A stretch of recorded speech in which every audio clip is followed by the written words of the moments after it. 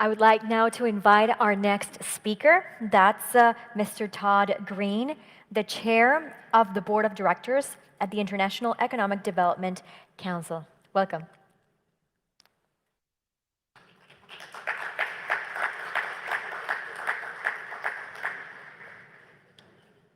Well, good morning. Good morning. Okay, all right, good. First off, I just want to thank all of the organizers of this event. Certainly, we could not be here today, but specifically, I'd like to thank the president, of course, Deepak, and WAIPA's executive director. All of the staff members here at WAIPA. It's been an incredible honor for myself and for the International Economic Development Council to be included in the opening of this amazing conference. WAIPA, of course, is a leader in the world of investment protection agencies, providing opportunities for its members to network, learn about best practices in investment promotion, and connect them to resources that will improve the functioning and impacts of investment protection agencies. Organizations like IEDC and WAIPA provide their members with leadership and influence on how the work of their members in industry can evolve in the coming years. So the work of IEDC and WAIPA encourages a natural partnership. IEDC focuses on providing its members and economic developers with resources needed to create jobs and strengthen local economies and develop vibrant communities. The need to attract outside investment and create wealth, it's a major function for economic developers, meaning for this connected work with WAIPA, and it directly relates to what we're working on at IEDC with multinational companies located in North American communities. It can be a critical factor when it comes to the success of local economies. Now, through its partnership, IEDC is hoping to provide its members with further resources with WAIPA to help to respond to this. But because of how the world economic development and investment promotion are really interrelated, IEDC members are concerned with many of the issues WAIPA is engaged in, including attracting and promoting FDI, the impacts of disasters like COVID, and how to create economic growth in middle-income communities. Now, one particular issue that we share in common that I know is the conversation here today is this disruption in supply chains. The pandemic highlighted and really exacerbated the vulnerabilities of our supply chains, and COVID-19 identified that multinational companies were too reliant on certain supply chains that were not diversified or not resilient or sustainable. Of course, I don't have to tell you about what happens when supply chains are impacted and what that means to investment across the world. But of course, we know that there are hits with productivity, layoffs occur, and these bottlenecks can lead to short-term impacts like what we're seeing globally around inflation. I'm sure that each of you have taken these steps to really think about supply chain and how to resolve these issues. And in the United States and in North America, we've had a lot of investment recently about rethinking these supply chain issues. General Motors just invested upwards of $7 billion in a new electric vehicle and battery production plant in Michigan in hopes to build a more reliable supply chain. Toyota invested over $3 billion in North Carolina. Micron Technology, Samsung, and others have made these very historic investments to think about or rethink their supply chain and how it responds.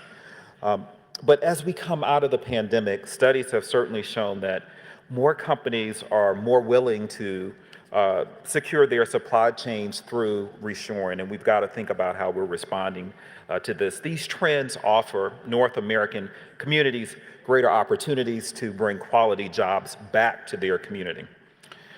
While these efforts, they will help to improve and secure supply chains, these efforts do not mean that this will lead to economic growth. If communities cannot supply the workforce that's needed to make these efforts a success, Now, there have been suggestions that robotics and other types of technology will be able to overcome some of the shortages that we've seen, or to mitigate against these issues, to ameliorate supply chain challenges. But we've seen that just is not the case. So this workforce challenge that we have, we need to be working together to encourage FDI and workforce development and how we strengthen this. And we must start encouraging investment into programs that improve labor force participation rates. Now, it's within this context that I share how economic development efforts are shifting in the United States, and quite rapidly.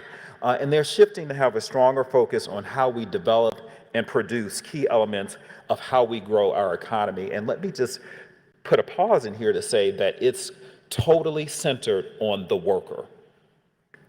Now more than ever, when companies are looking at prospective communities to relocate or to expand, one of their first factors is about the workforce needs and how we're responding to that. So to address U.S. and global workforce shortages that are greatly impacting these businesses' everyday activities, we must explore new strategies around workforce development. And I can share with you that we've had a lot of efforts around four-year degrees and other types of certifications. But in the U.S., we're really falling behind in being able to supply our companies with the workers that they need, and that actually hampers investment. So we've got to look at reexamining our policies to highlight good jobs. And I want to just share with you just a couple of ways that we're thinking about it, and then I'll conclude. First, we must better focus and align our efforts on anticipating employer needs and designing a workforce development approach that delivers workers to companies at the exact moment that they are needed. And these individuals must possess the exact skills that these employers need. Now, I know that's a difficult proposition, but we've got to get that right if we expect our supply chains and investments to flow. Second, we need more workers to make this economy work. So labor force participation rates have historically been falling for 2 decades, but we've got to figure out strategies about how to address this and remove some of the barriers like lack of childcare and transportation and other factors. And so the other part is we've got to think about getting more people who have been marginalized, whether these are women or people of color. We've got to look for opportunities to bring them into this. And then finally, we've got to reimagine the very nature of work itself. We've got to figure out a way to make work more compelling to more people. So there are numerous studies that have supported some of the expectations that workers now have in a modern economy, but beyond wages, what we're hearing and what the research reveals is that workers they also want to work in a safe environment, but they also want to work in one that's free of discrimination, one that provides them opportunities for advancement, but they also want to be treated with dignity. So all of these things do relate to how we manage and how we get our investments back in a place that feel very positive. So we would not have thought of this 5 or 10 years ago, that our work would have been so much focused on the worker. But I'll share with you that in North America now, economic development means workforce development, and those fields are inextricably linked. So IEDC, we firmly believe that a stronger workforce will produce a stronger and more interconnected global economy. And in turn, it'll strengthen individual regions and local economies. We believe that addressing these workforce challenges is one of the best strategies to lift people out of poverty and address the inequalities marginalized communities have faced historically. So on behalf of the 5,000 members of the International Economic Development Council worldwide, I look forward to engaging with you and to continue to develop strategies to elevate success across our continent. Thank you.